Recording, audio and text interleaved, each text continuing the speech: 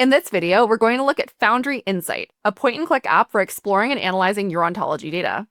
You build a step-by-step analysis path to filter objects, follow their links, and aggregate, all without writing any code. We're going to put it to work on an EV charging network. Starting from a batch of failed charging sessions, we'll link up to the stations behind them, and trace the trail to the one technician who has too many tickets. Before we jump right into that, a quick word from our founder. Discover how Palantir customers unlock more value from Foundry and AIP thanks to our live instructor-led trainings. We are Ontologize, a group of former Palantir engineers who love teaching. We've trained thousands of Palantir users at leading organizations around the world. Unlock the full potential of your Palantir deployment by going to ontologize.com. In order to work with Insight, you're going to need an ontology. I have already developed an ontology. So here I have some object types that have to do with electric vehicle charging stations and faults and maintenance tickets and regions and sites and technicians. Everything that we need to get a big picture overview of what's happening with our charging stations. I also have some links and then a couple of actions, although that will not be the focus here. So to understand the full scope of our data, if I pop into data lineage, here, you'll see what this looks like, and I can go ahead and tweak the layout of this a little bit. So I could do maybe a level layout. So that's going to show me the ontology. So we have a maintenance ticket. We have charging stations, which have charging ports. A charging session is associated with the charging station. We have fault events, so that indicates when things are going wrong at the charging station. So maybe you have sensors picking up that things aren't working, chargers are offline. And then we have technicians that get assigned to maintenance tickets to go handle it. You don't need to use this data. You can use absolutely any ontology to work with Insight. So there's a couple of different ways that you can navigate to Insight. One is through global search. So if you hit Control-J, you can navigate to Insight just like you would any other tool.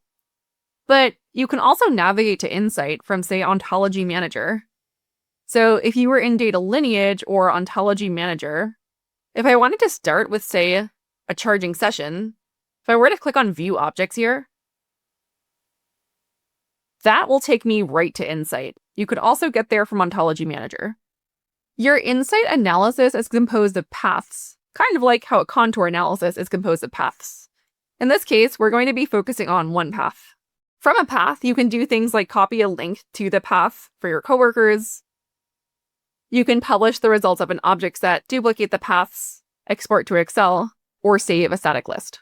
So let's begin with some analysis. Here, I'm starting by looking at charging sessions, and I want to understand which charging sessions had a failure. You'll see that there's a session status here, failed, completed.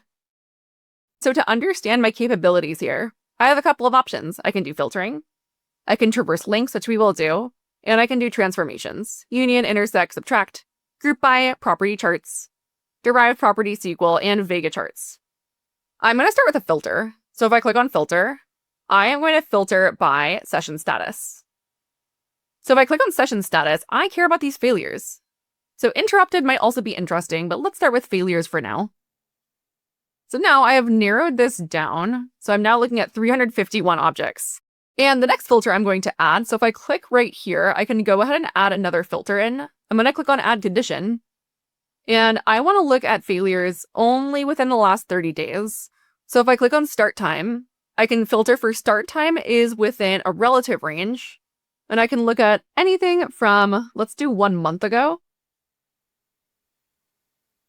to now. So 1 month ago to now. Now we're down to 185. The next question I have is, where are all these failures happening? Are there patterns that I can look into? In order to understand these patterns, I am going to do a transformation to aggregate by the station. So if I click on transform, I can do an aggregation, so I can do a group by. I'm going to be grouping by the station ID. For the metric, we're just going to do a simple count. So I'm going to click on show results. And what I'll get here is a little table that I can actually sort. So if I click on sort descending here, here are our culprits. You'll see that there are 3 stations that are head and shoulders above the rest in terms of the count of failures. Everybody else is pretty low. We're under 10. Interestingly, if I highlight these 3 stations, you'll see at the very bottom that this number now says 56. This is, in effect, filtering downstream which sessions we're looking at. I am only going to be looking downstream at sessions that have these 3 station IDs. And now begins my true investigation. Let's take a look at these stations. To take a look at these stations, maybe I want to see where they are. I can click on link here, and that is going to traverse the link to a charging station. So from a charging session to a charging station. So if I click on charging station, now I'm looking at these 3 charging stations. More interestingly, if I click on the map, it's going to show me these 3 charging stations are actually right next to each other. So these are somewhere in Boston. So that's interesting. Next thing I can do to continue my investigation is I'm going to do another link. I want to know what fault events have these stations had. So when I click on fault event, I'm doing yet another link traversal, and I can see that we've had these 18 fault events. So you can imagine that fault events are problems that get reported to us.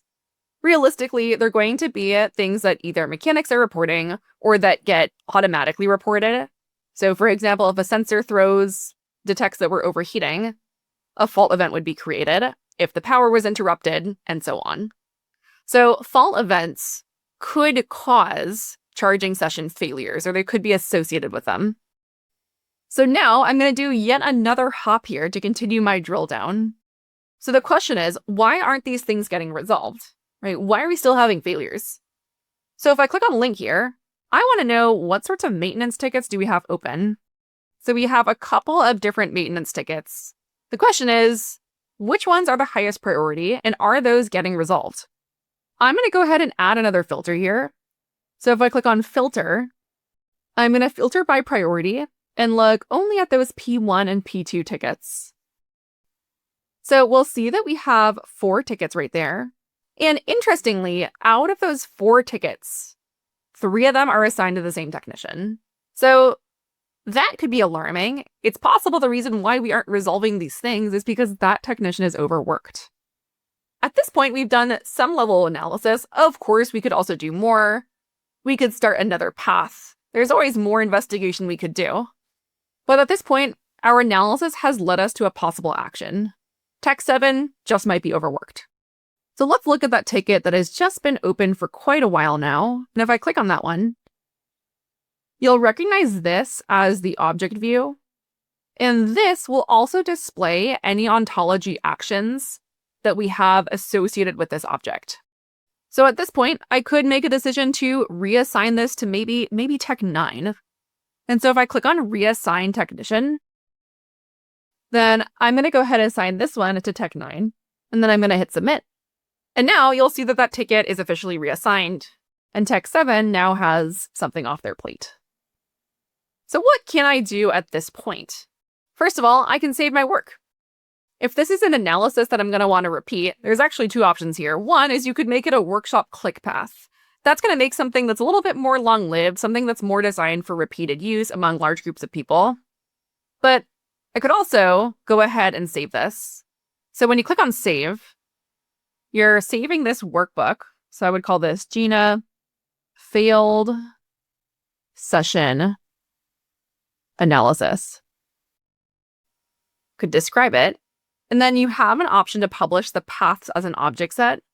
So you can publish the object sets that are produced by this path to use them in other sorts of workflows. Now I'm going to hit save. And I can refer back to this workbook when I want, if I want to check back up on it when there's new data, if I want to show it to somebody else. And that is how you use Insight. Thanks for watching. We hope you found this useful. Be sure to let us know what you want to see next in the comments.